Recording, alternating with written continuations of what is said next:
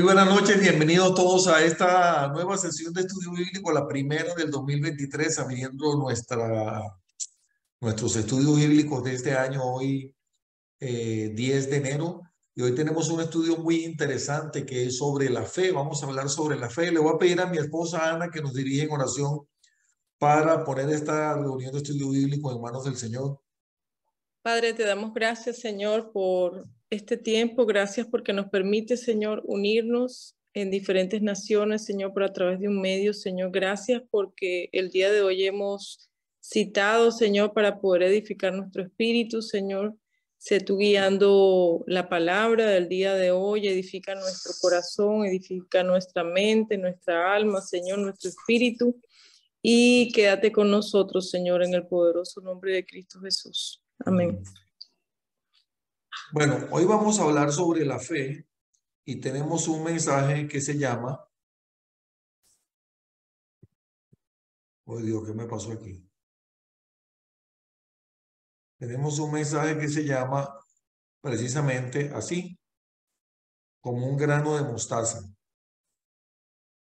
Yo tenía otra imagen, Guillermo, pero me gustó esta que tú preparaste, entonces me la agarré. Como un grano de mostaza se llama nuestro estudio de esta noche. Y pues ya ustedes habrán escuchado ese pasaje que dice, si tuvieres fe, como un grano de mostaza. A ver si se recuerdan lo que dice, porque hay un canto muy conocido. Tal vez alguno de aquí lo conoce. Si recuerdan de ese canto, que dice, Guillermo se lo sabe, ¿verdad, Guillermo?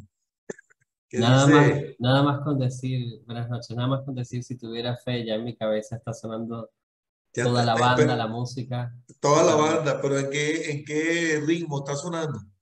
Y en merengue, En sonidos me- tropicales, sonidos tropicales. y dice más o menos así, dice, si tuvieras fe como un grano de mostaza, esto te dice el Señor, tú le dirías a la montaña, muévete, muévete, tú le dirías a la montaña y ésta se moverá. Bueno, eso está basado justamente en este pasaje de Mateo 17:20, en el que Jesús le dice a los apóstoles, por vuestra poca fe, de cierto os digo, y si tenéis fe como un grano de mostaza, diréis a este monte, pásate de aquí allá, y se pasará y nada os será imposible. Pero miren qué interesante, dijo el Señor Jesús, que si tuviésemos fe como un grano de mostaza, le podemos decir a este monte, pásate de aquí para allá y se pasará. Y la fe dice que si la tuviésemos como de este tamaño, y me gusta la foto, ¿verdad? Porque ahí se ve, no se ve, no digamos que se ve en tamaño real, porque ahí la imagen está agrandada, pero de cualquier manera podemos ver que el grano de mostaza es bastante pequeño. Aquí tenemos otra imagen del granito de mostaza. Entonces, si tuviéramos una fe así de pequeña, podemos decirle a un monte que se mueva y el monte se va a mover. Pero yo no sé ustedes, pero ¿ustedes han visto alguna vez a alguien que le diga a una montaña, muévete y que la montaña se mueva? Seguramente no. Lo voy a poner más pequeño. ¿Ustedes han visto a alguien que le diga a un árbol, muévete y que el árbol se mueva? O aún más pequeño, alguien que le diga a un objeto, quizá un libro, o quizá un vaso, una botella, muévete y que se mueva. Pues solo los magos, pero los magos en realidad no lo hacen, son trucos que hacen, ¿verdad? Nosotros sabemos que eso no tiene nada que ver con fe, sino con estrategias que ellos hacen, ¿verdad? Que hacen que se producen engaños visuales. Así que valdría la pena preguntarnos entonces, ¿qué tanta fe tenemos? ¿Hasta dónde puede llegar nuestra fe? Y, y por supuesto que con eso pudieran surgir muchas otras preguntas, como, por ejemplo, ¿en realidad tengo fe? ¿Yo sí o no? ¿Tú qué crees, César? ¿Tienes fe? Yo tengo fe, pero debe ser más pequeña que el grano de mostaza. ¿Tienes fe? Diana, Correcto, ¿tienes sí, fe? sí. ¿Quién es lo que nos escuche? Pastor, pero es que ese es un nivel, sí lo tengo.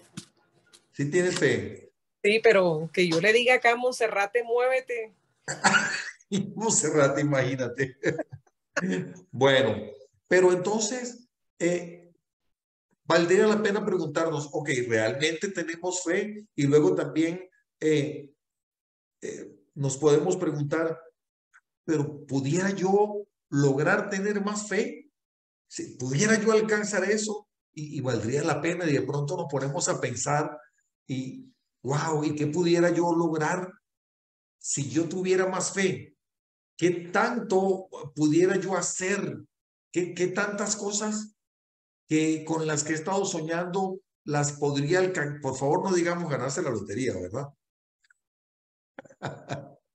Pero, ¿qué tantas cosas con las de las que queremos? Cuando digo cosas, no solamente me refiero a cosas materiales, ¿verdad? Pero hay muchas cosas que anhelamos, que puede tener que ver con salud, y no necesariamente con salud para nosotros, para otras personas, eh, también con finanzas, eh, eh, con que quizá miembros de nuestra familia, el Espíritu Santo los transforme, en fin, o que podamos llegar y orar por alguien y que esa persona realmente reciba la sanidad. Así como el Señor le dijo a la niña, levántate y anda, ¿verdad? Como le dijo a la niña, Talita Kumi, levántate. Entonces, podemos hacer algo así, o quizá algo un poco más pequeño o mucho más pequeño, ¿hasta dónde podemos llegar? Yo les pregunto, ¿a cuántos de ustedes le gustaría poder llegar a tener más fe, pero además de eso, no solamente tenerla, pero además llegar a ponerla en acción positivamente? ¿No les parece que sería bonito lograr eso? ¿Y cómo lo hacemos? ¿Cómo podemos llegar a tener más fe? Vamos a ver, ¿qué es la fe? Ya vamos a hablar de eso, ¿verdad? Pero también otra pregunta que se me viene a la mente es, ¿todas las personas tienen fe? ¿Ustedes creen que todos los seres humanos tienen fe? ¿O solamente algunas pocas personas tienen fe? ¿O los ateos no tienen fe? ¿Ustedes qué creen? La fe es una condición temporal, momentánea de un ser humano, o es un estado permanente de la persona. ¿Podemos llegar a tener más fe? ¿Qué podemos llegar a hacer con esa fe? Vamos a ver primero qué es la fe y luego vamos a responder lo demás. Hay un pasaje que seguramente todos ustedes ya lo conocen, que está en el libro de Hebreos, capítulo 11, verso 1, que dice, es pues la fe, la certeza de lo que se espera, la convicción de lo que no se ve. No lo digo yo, lo dice la palabra de Dios. Y estoy haciendo este énfasis porque quizá cuando decimos que si todas las personas tienen fe, entonces a lo mejor ustedes me pueden responder, bueno, es que una persona que no cree en Dios puede tener fe en algo, en que algo va a pasar o que algo va a suceder, o tiene fe en alguien, cree en alguien, pero eso no significa, ese no es el tipo de fe de la que habla la Biblia, ¿verdad?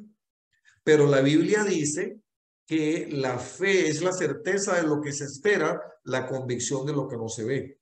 Aquí no está hablando específicamente de la fe en Dios, ¿verdad? Entonces, simplemente ese es el concepto de fe, al menos el que nos da Pablo, bueno, el escritor de Hebreo, que presumimos que pudiera ser Pablo, lo que nos da el escritor de Hebreos en Hebreos 11, versículo 1. Entonces yo les pregunto, una vez más, ¿ustedes creen que todas las personas en el mundo tienen fe? ¿Qué opinan? Jaime dice que no. A ver, ¿quién más? ¿Qué dices tú, Eric? Yo digo que sí, pero como dice usted, hay personas que tienen fe y no solamente en las cosas cristianas o de Dios, sino tienen fe en otras cosas que pueden pasar. Por ejemplo, la gente compra lotería y tiene fe que tal vez que va a pegar y así se la pasan mucho tiempo desperdiciando dinero, ¿verdad? Y aquí la Biblia no hace especificación, pienso yo, de que la fe se refiera hacia Dios, ¿verdad? Sino nada más es, como lo dice literalmente, bueno, la versión mía dice, es la garantía de lo que se espera, la certeza de lo que no se ve. Muy bien, entonces tú opinas que todas las personas tienen fe. Ujú. Jaime opina que no. Yo no creo que todas las personas tengan fe, porque de alguna otra manera disfrazan. O sea, cuando yo hablo de fe en el Padre, ¿no? De alguna manera. ¿Ok? Lo otro que yo veo es como confianzas o digamos, que tratan de centrarse en otros puntos. Dícese, como dice Eric, hago lotería, tengo fe en que en un amuleto, cosas así, pero eso me parece a mí que no es fe, sino que es que tratan de poner su energía en ese punto de vista, pero la fe para mí, la fe es con Dios, o sea, yo tengo fe en Dios, o sea, lo otro no es Muy fe. bien. Otros tienen fe en personas o en gobiernos, pero bueno, Jaime, ¿tú opinas que eso no es fe? No, O sea, para mí no es fe, porque la fe para mí es con Dios, lo demás es otra muy, cosa. muy bien. Ese disfraz A de fe es ver, otra cosa. muy bien, muchas gracias. ¿Quién más quiere opinar? Por aquí está Carol, está Graciela, está Isabel, está Karina, está Diana, está Mireya, César. ¿Quién más quiere opinar? Mira, Carlos, yo, Mireya. Ajá. Bueno, yo califico que la fe es algo que tú tienes fe en Dios que te va a conceder eso, lo que le estás pidiendo a Dios, porque la Muy fe bien, está con Dios. muy bien. Ese es mi concepto, pues, O de sea, pensar. la fe está relacionada Con Dios, con creer en que Dios nos va que sí nos va a ayudar, que sí, en la porque ayuda que todo, Dios nos pueda. claro, porque todos somos hijos de Dios y tenemos derecho de pedirle. Exactamente, muy bien. Sí. Muchas gracias. A ver, ¿quién más quiere opinar? Diana, la veo muy pensativa, Diana.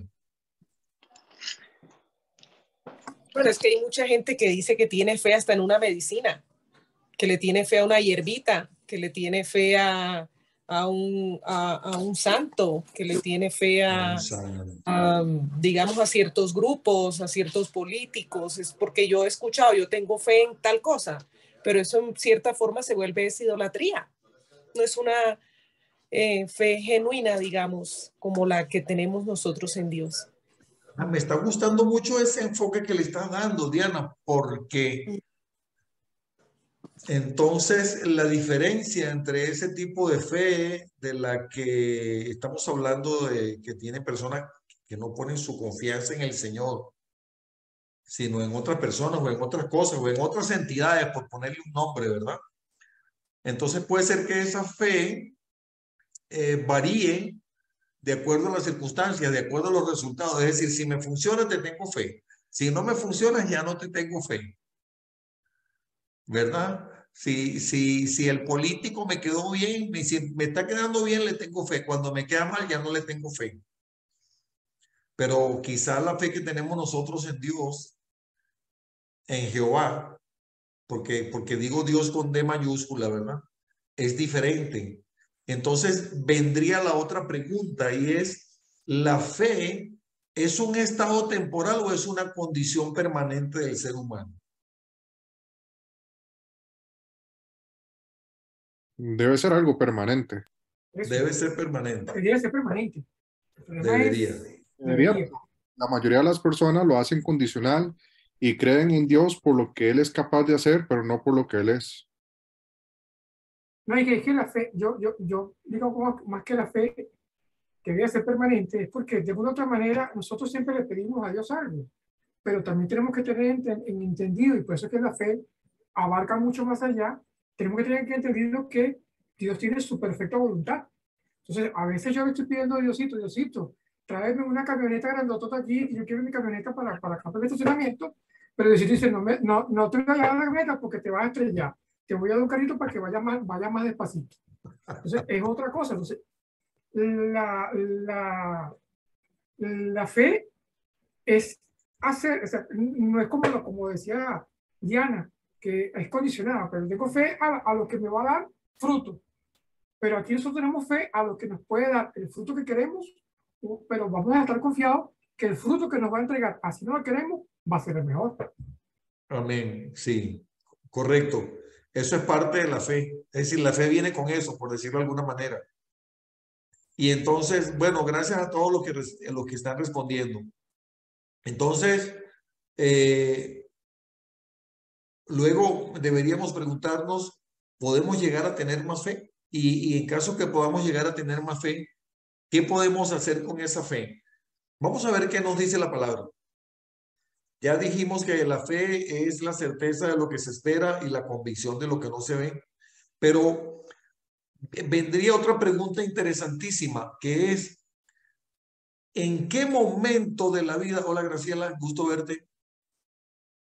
¿En qué Hola, momento de ¿cómo la estás? vida? Hola, Graciela. ¿En qué momento de la vida? Porque aquí va a tener más sentido lo que estaban opinando Eric y Jaime y Diana, ¿ok? Y Mireya también. ¿En qué momento de la vida una persona comienza a tener fe? Una persona comienza a tener fe cuando comienza a tener uso de razón.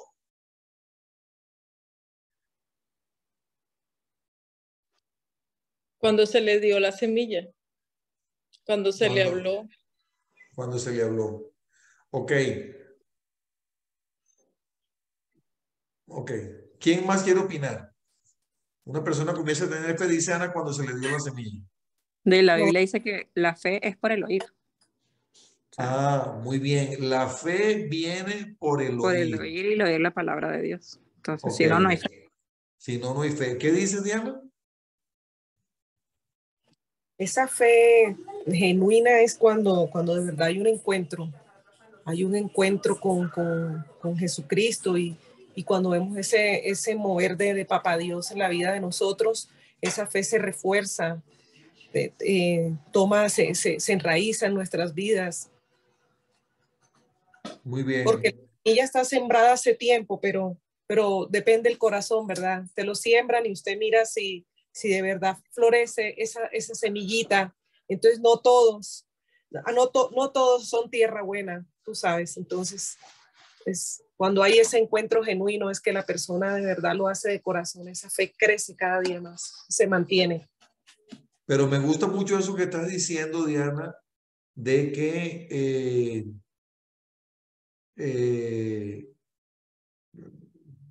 ¿cómo fue que dijiste? Que me distraje con la mano levantada de Graciela. ¿Hubo algo que Muchas veces dijiste? siembran, ¿verdad? En los corazones de las personas. Sí. De hecho, todos lo hacemos, tratamos de sembrar en las personas, dar la palabra de Dios, pero no en todos los corazones de verdad florece o se enraiza la fe. Ok, entonces tú dijiste que ya había sido sembrada. Y entonces viene otra pregunta.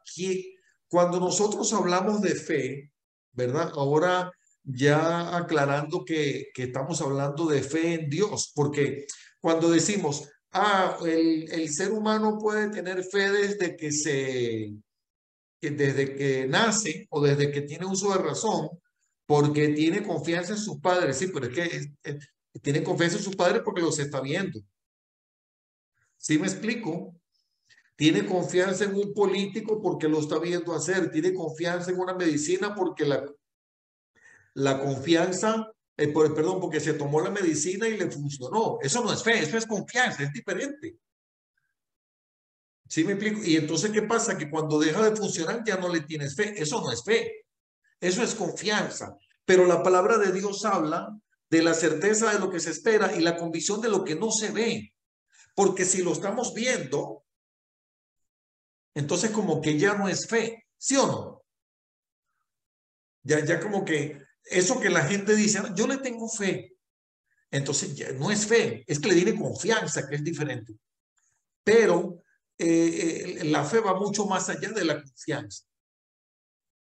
Y entonces, Diana, como tú dices, ya la semilla había sido sembrada y valdría la pena preguntarnos, ¿quién, si estamos hablando de fe en Dios, quién actuó primero?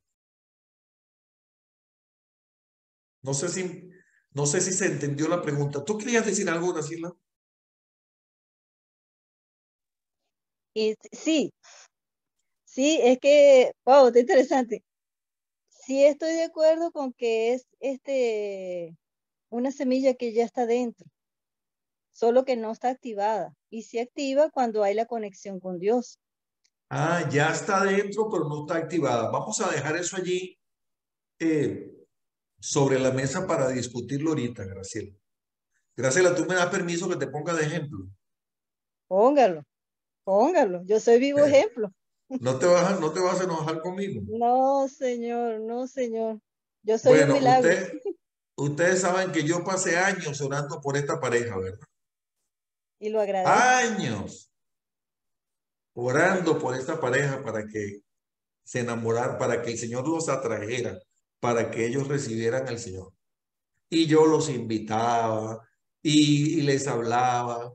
Y yo recuerdo que una vez Graciela me dijo, no, yo no quiero que me hables de eso. ¿Tú te acuerdas de eso, Graciela? Sí, que yo te dije, yo te voy a decir cuando yo esté lista. Recuerdo eso. Y entonces, fíjense, nosotros nos vinimos aquí a Estados Unidos y de pronto algo pasó, una semilla que bueno, yo por una parte, pero también el hermano de Jaime, que también es mi primo, porque nosotros somos primos desde que estábamos pequeñitos, más o menos, ¿verdad? Hace ratito. Hace rato. El hermano de Jaime, que se convirtió mucho antes que yo sé que también viene orando mucho por ellos desde hace años y seguramente había orado por mí también, desde mucho antes de que yo me convirtiera. Y me había sembrado la palabra. Entonces, en algún momento, pues yo no sé qué pasó, pero Dios los tocó y entonces pasó esto que está aquí. Esto que está aquí que dice, por gracia sois salvos por medio de la fe. Y esto no es de vosotros, pues es don de Dios, no por obras para que nadie se gloríe. Es decir, ya estaba sembrada en ellos esa semilla y esa semilla había estado sembrada en ustedes porque había sido la voluntad del Señor. Desde que nació. Pero pues en algún momento se activó la fe, pudiéramos decirlo de esa manera. Así es.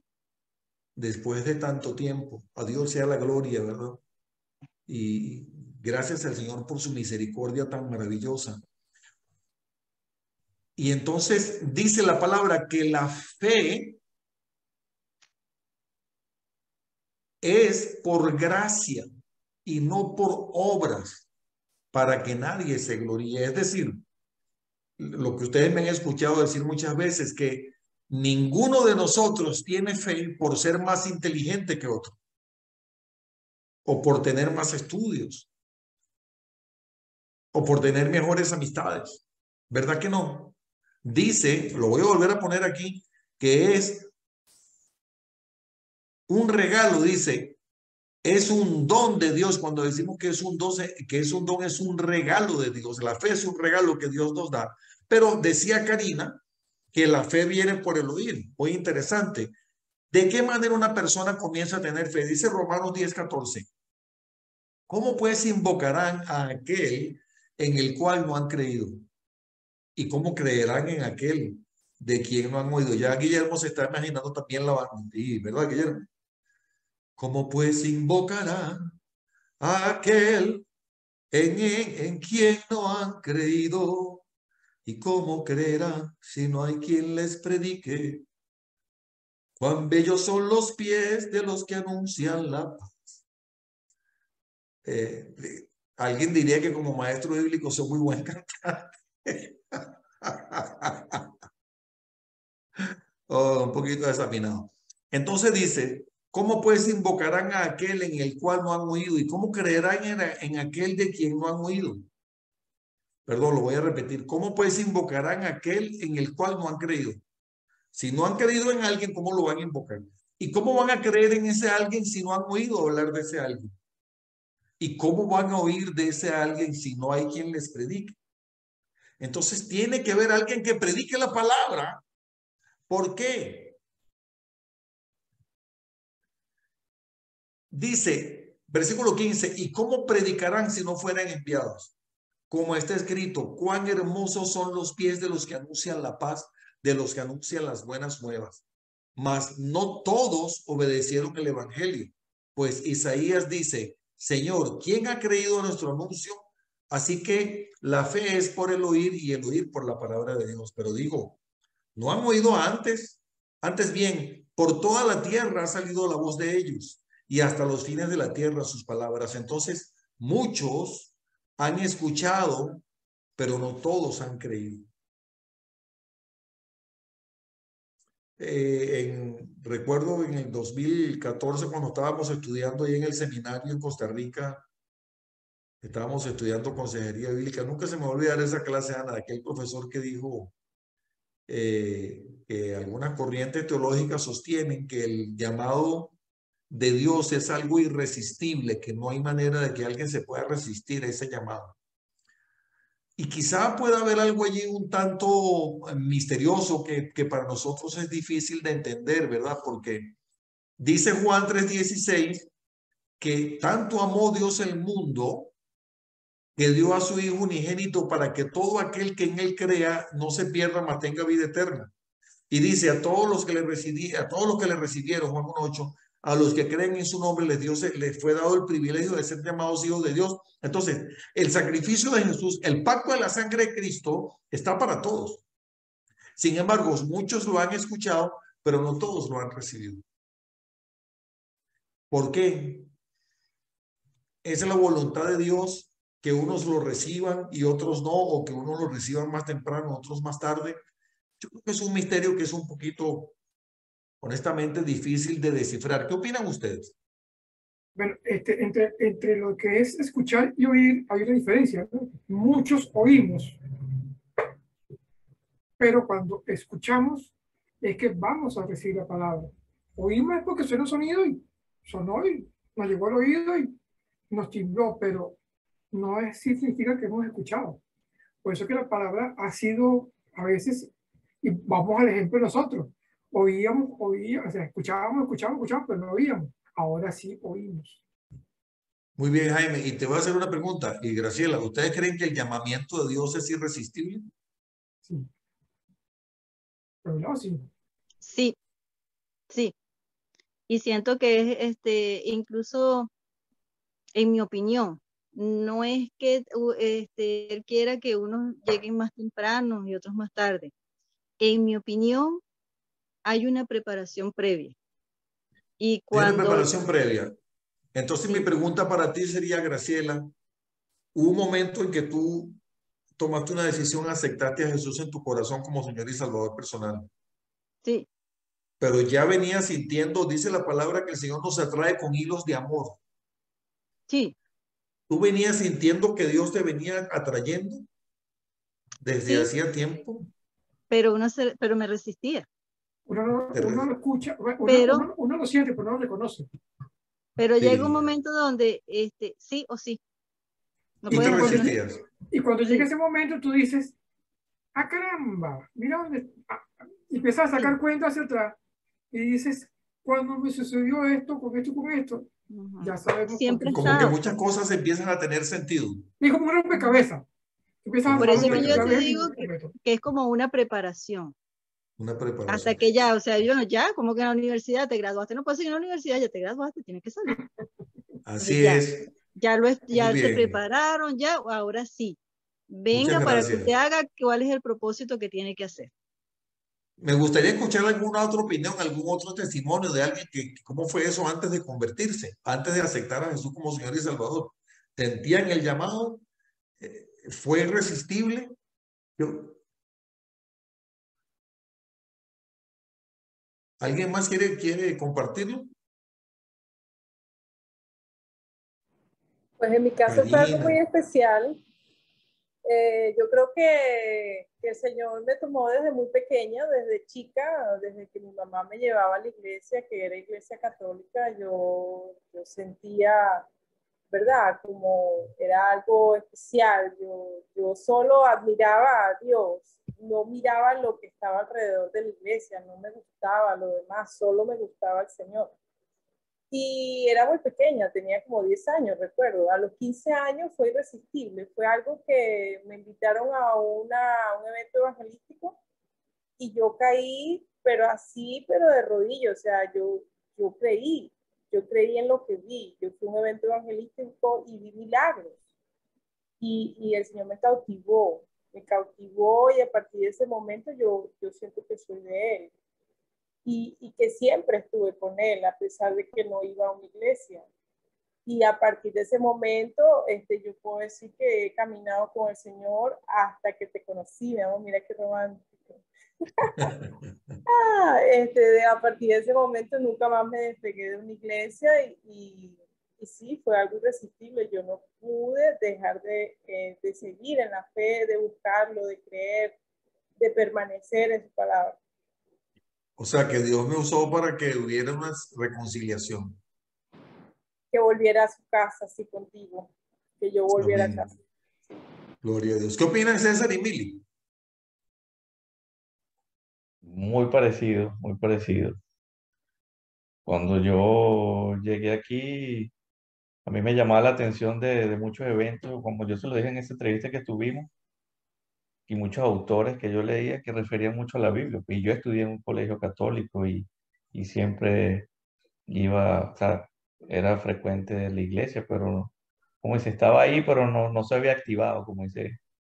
Y recuerdo cuando me entrevisté con usted, que usted me dijo, ¿y por qué tú vas a querer leer la Biblia? No, bueno, a mí me gusta leer libros. No, pero vas a leer el libro de la vida, el libro de los libros. Y eso me clichó. Eso fue lo que más, y empecé a, como decirte, a escudriñarla y a entenderlo mejor. Y lo curioso es que tú pensaste que Dios te había traído a Miami para aprender de un negocio en el que estabas involucrado. Correcto, correcto. Y No, y que yo resulta no, y que la cita no la tenía, y la cita no era mía, era de otro amigo mío. Yo fui de coleado.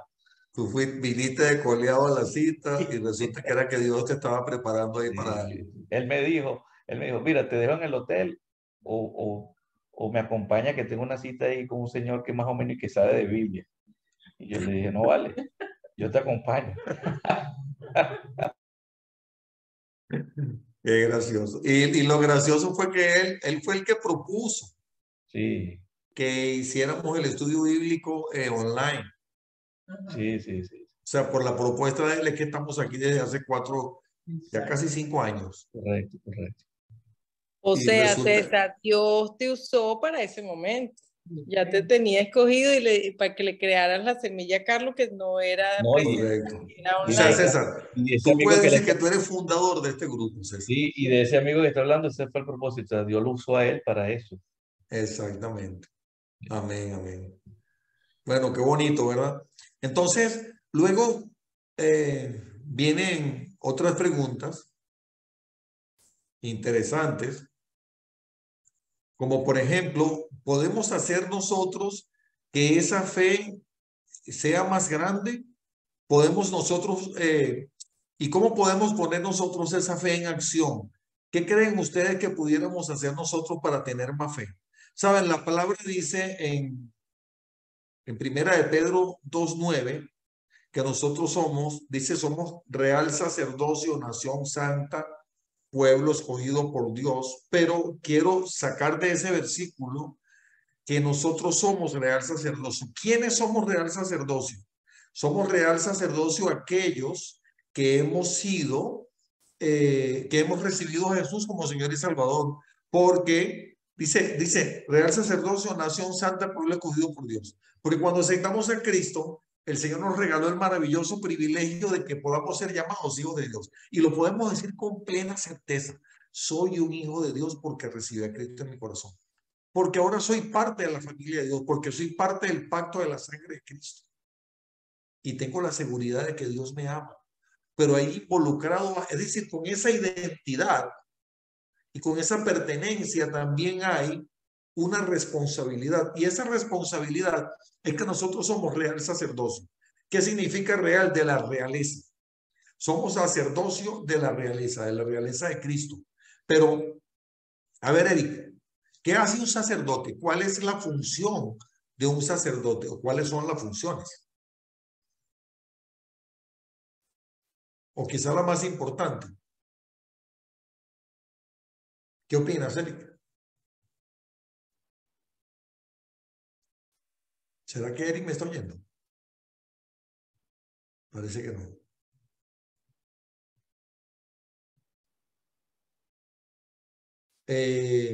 Karina o Diana o Leticia.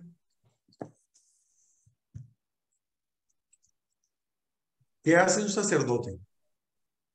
Un sacerdote, o sea, fuimos hechos reyes y sacerdotes, en este caso sacerdotes para ministrar en la presencia de Dios. Ministrar. Muy bien. ¿Qué más, Leticia?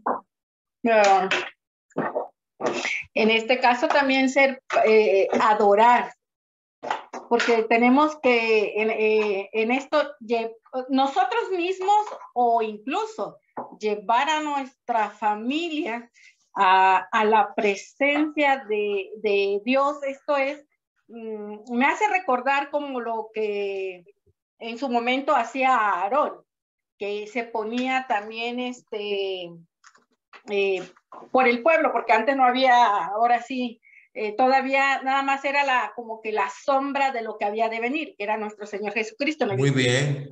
Sacerdote. Sí. Entonces, nosotros aquí en la tierra tenemos que volver a retomar eso de lo que es ejercer nuestro sacerdocio personal. También yo lo tomo así como que también familiar, en que en intercesión, en alabanza, en adoración. Básicamente para mí es una administración, una comunión con el Padre. Yo lo veo así. Bueno, todo lo que Leticia está diciendo con respecto al sacerdocio está muy bien, es cierto. Pero me hubiese gustado que mencionaras una más. Cuando lo vemos, si lo pensamos en el modelo del sacerdote en el templo judío, en el templo que tiene el patio, el lugar santo, el lugar santísimo, ¿qué hace allí? ¿Qué hace la gente cuando la gente va al templo? ¿Qué lleva? Ofrendas. Ofrendas. ¿Y qué hace el sacerdote? Bueno, yo creo que la función de sacerdote, ahora no pude responder porque como que se quedó pegado al internet, es ser un intercesor ante Dios en ese entonces. Ok, el sacerdote intercede, pero ¿cómo intercede? ¿Alguien más quería decir algo? ¿Cómo lo hace? Hasta donde yo he leído, administra. Muy bien. Administra los bienes de del templo. Ok. ¿Qué ibas a decir, Mili? Yo pienso que la principal tarea del sacerdote es llevar el mensaje de Dios a través de la palabra de Dios. Ministrar la palabra de Dios. Ok, muy bien. Pero vamos a lo que decía Eric. ¿Qué hace la persona cuando va al templo? Lleva una ofrenda. ¿Y qué tipo de ofrenda llevaban ellos al templo, Eric? ¿Qué tipo de ofrenda llevaban? Para expiar sus pecados. ¿Qué tipo de ofrenda, Leticia? Para expiar sus pecados, pero también habían ofrendas de paz. Ajá, pero ¿cómo eran las ofrendas? Es como lo que estoy tratando de llegar. Sacrificios. Muy bien. ¿Qué llevaban, Leticia? Pues era de acuerdo a las posibilidades, igual una tortolita, igual podían llevar una oveja o un carnero o un buey. Excelente. ¿Y qué hace el sacerdote con ese sacrificio? Dígalo, Guillermo.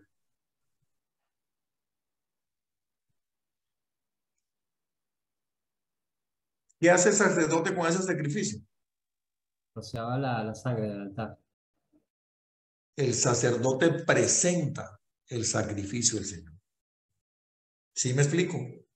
Todas las responsabilidades de las que ustedes están hablando, sí, el sacerdote ministra la palabra, el sacerdote lleva al pueblo a la presencia del Señor a través de la adoración. Todo eso es parte del sacerdocio. Pero una de las funciones más importantes del sacerdote es presentar el sacrificio. ¿Para qué se presenta el sacrificio? Leticia, usted que estaba hablando de las funciones del sacerdocio, o Eric, ¿para qué se presenta un sacrificio? Para el perdón de los pecados. Para el perdón de los pecados, para la expiación de los pecados.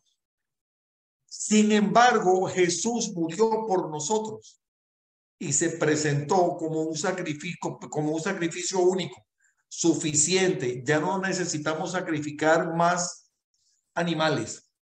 Ya Dios no quiere más sacrificio muerto. A ver si me dejo entender.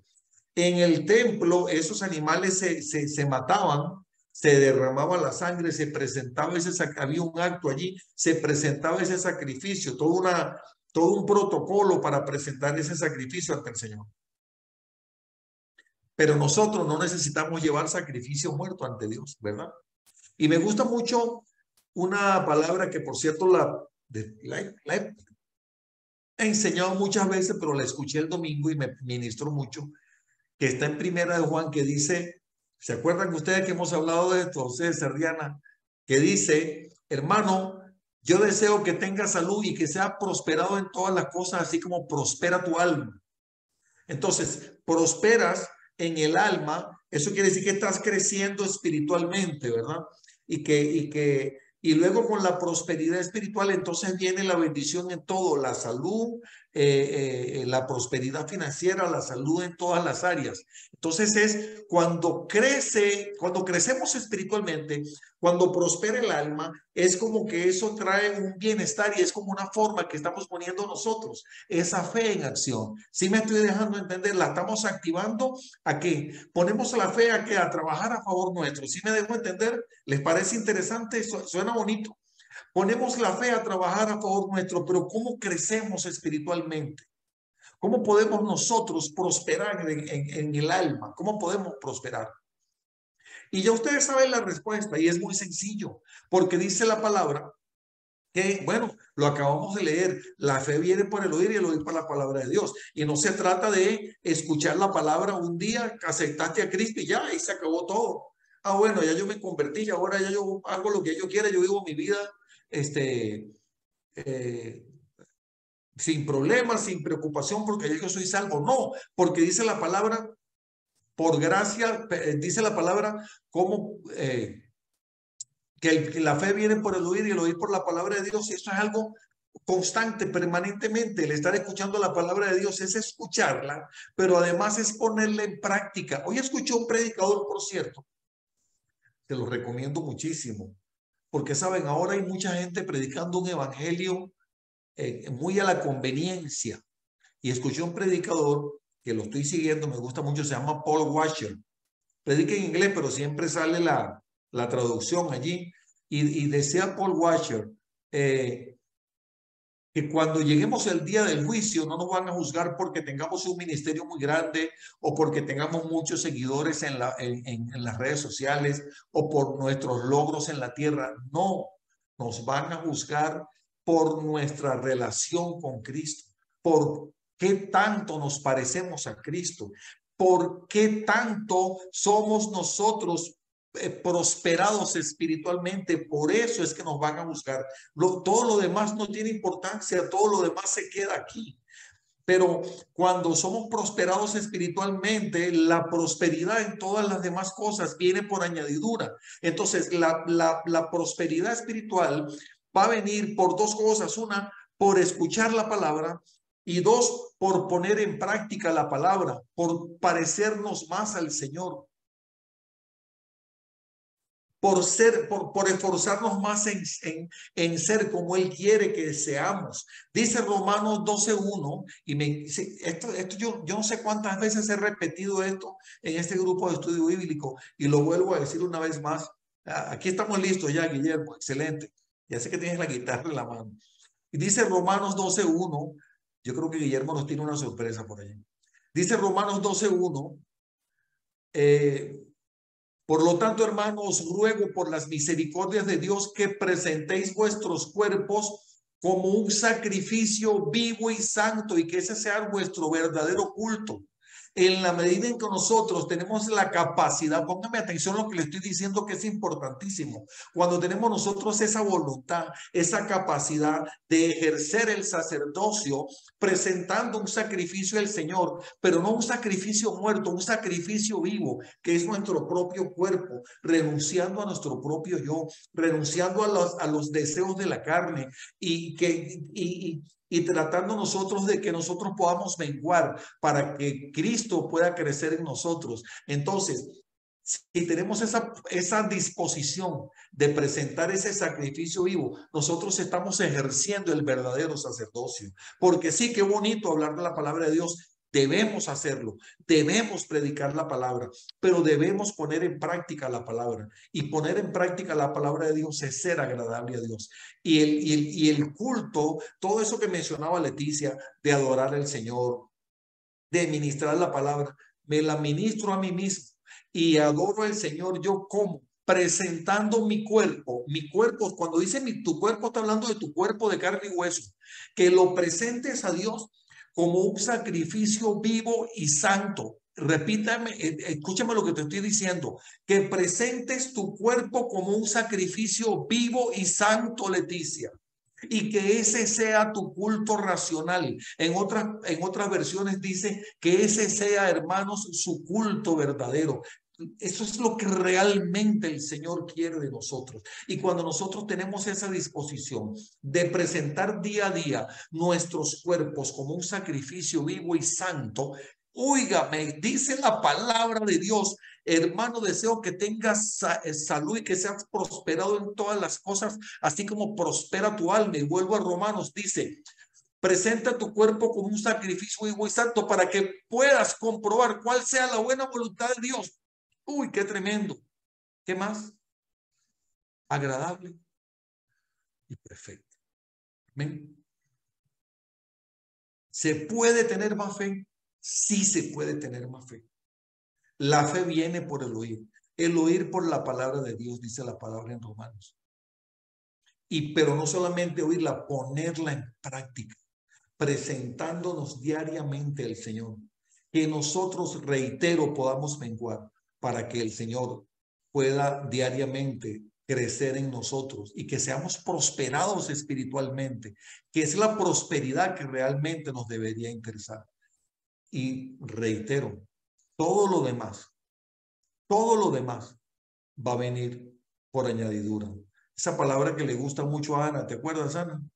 Dice la palabra que Dios sabe de cuántas cosas tenemos nosotros necesidad. Dice, mas buscad primeramente el reino de Dios y su preciosa justicia, y algunas cosas le serán añadidas. ¿Que no, que Eric? Todas las cosas. No son algunas cosas. Dice que todas, gracias Karina, todas las demás cosas serán añadidas. Dios sabe de lo que tenemos necesidad. Entonces, Él tiene que ser la prioridad para nosotros. Vamos a orar. Padre, te damos gracias por esta palabra maravillosa que hoy nos has regalado, Señor. Gracias porque hoy nos estás haciendo un llamado, Señor, a que podamos ser cada día más parecidos a tu Hijo Jesús, Señor. Que podamos nosotros, Señor, seguir sus huellas, Padre, seguir sus pasos, Señor. Que podamos nosotros, Padre, ser conforme a como tú quieres que seamos, Señor. Gracias por esa exhortación que tú nos haces hoy, Señor, a presentar diariamente nuestros cuerpos como un sacrificio vivo y santo, Señor, y que ese sea nuestro verdadero culto, Padre, nuestra verdadera adoración para ti, Señor. Esta noche, Padre, te pedimos que nos dé sabiduría, Padre, que tú pongas en nosotros así el querer como el hacer, Padre, por tu buena voluntad, Padre, para que realmente podamos poner en práctica esto que hemos aprendido esta noche, Padre, que esta palabra se haga rema en nuestras vidas, Señor, y que a partir de este momento, Señor, y en este año que está comenzando, podamos realmente experimentar, Señor, una gran prosperidad espiritual, un gran crecimiento espiritual, Señor, que podamos ser más agradables a ti, que podamos ser, Señor, más instrumentos de bendición en tus manos, Señor, que podamos ser no solamente oidores olvidadizos de tu palabra, sino que seamos hacedores de tu palabra, Señor, y que tú nos uses, Padre, como instrumentos de bendición, Padre, que tú pongas frente a nosotros, Padre, aquellas personas a las quienes tú quieres que le hablemos de ti, Señor, aquellas personas que tú sabes que necesitan escuchar de ti, y te decimos, Padre, como te dijo tu siervo Jeremías, heme a mí, heme aquí, envíame a mí, nosotros estamos dispuestos, Señor, en el nombre de Jesús. Y yo bendigo esta noche, Padre, a cada uno de mis hermanos aquí presentes en el Zoom, a todos los que nos ven a través del YouTube, Padre, los bendigo en el nombre de Jesús, Padre, e intercedo ante ti por cada uno de ellos, Padre, y mi oración simplemente, Señor, por los que están aquí, por los que me miran a través del YouTube, Padre, que este sea el año, Padre, de la gran prosperidad espiritual, Señor. Que este sea el año del avivamiento, Señor. Que cuando termine este año, Padre, digamos, oh, gracias, Señor, cuánto hemos crecido espiritualmente en 2023, Señor. Alabado sea tu santo y poderoso nombre, Señor. Gracias por este tiempo y quedamos en tus manos, Padre, en el nombre de Cristo Jesús. Amén.